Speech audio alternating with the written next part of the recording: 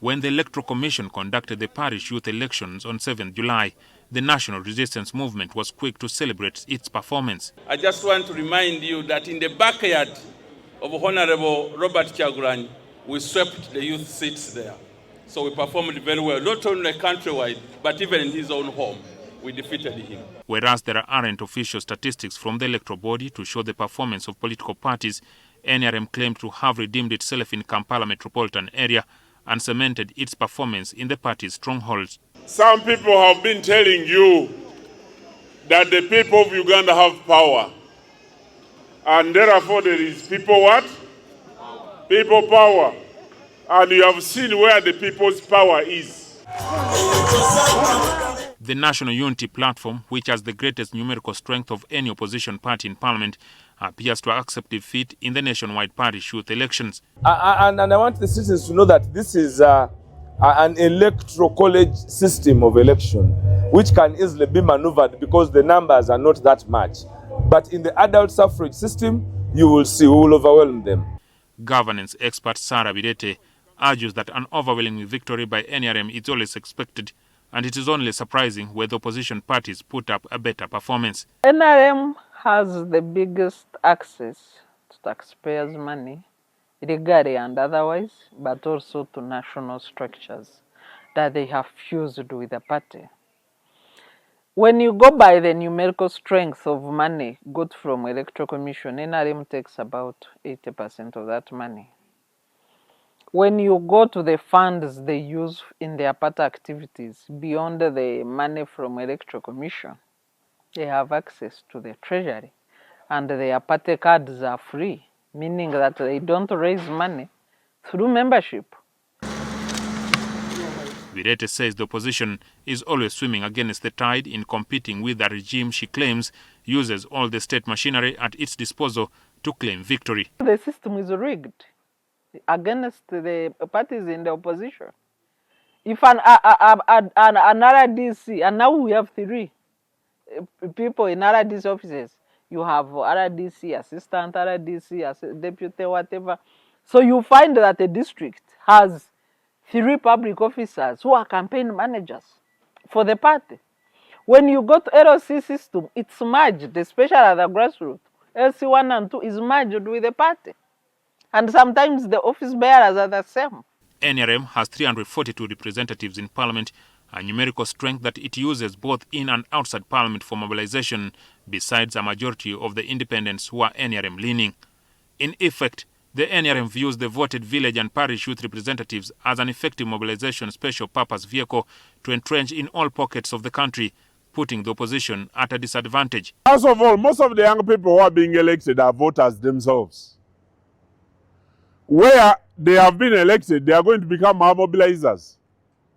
So to me, as a publicist of NRM, I know I'm getting allies in the areas where they have been elected.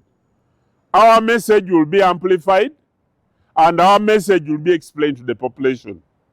But also, our votes are going to be protected legitimately, because we shall have people who care about our manifesto and about our votes and about our leader. As I said, the NRM has launched a campaign to build support in the central. And that it may be bearing what? Fruits. The other day I saw the launching, supporting some circles in Kawempe, I think 20 billion, and now responding to the youth issues, unemployment and lack and poverty. That could make a difference. However, Alex Waiswa Mufumbiro refuses to agree, urging that their party members who lost in the village and parish elections will also carry on with mobilization for the party in their respective jurisdictions. For example, with the National Unity Platform, we have the one umbrella, one village, 9 people. So even out of this election, we were able as a party to grow a structure of one umbrella, 9 people, one village. So we equally have the structure. no matter the results of the national election. And for us, that is the goings forward, because now that is a youth structure that can begin doing the mobilization for our people. We already also benefit from the same, because we had those persons ready to compete in those villages. Would it not have been on the unfair treatment of the military, the unfair treatment of the Electoral Commission? Virete scoffs that the mobilization forced by NUP is a war of eggs against stones.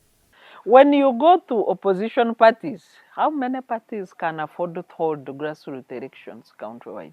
Because it's like a national election. So parties have no funding. The law limits them from fundraising.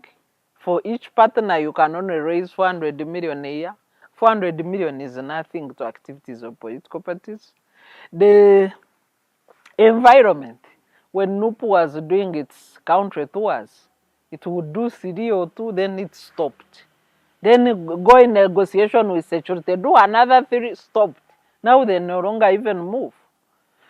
So when you look at that environment, the other parties are disadvantaged, and they cannot afford to hold grassroots elections. That's We need a more independent electoral commission. We need to demilitarize the electoral process and empower the citizens to participate with assertiveness, understanding that this is the only way power can change hands. The arguments by the political players indicate an even political playing field, particularly regarding the involvement of resident district commissioners in political activities despite being civil servants. This situation is likely to persist for a long time, as the NRM argues that RDCs are appointees expected to fulfill the objectives of the regime in power. Jackson Onyango, NTV.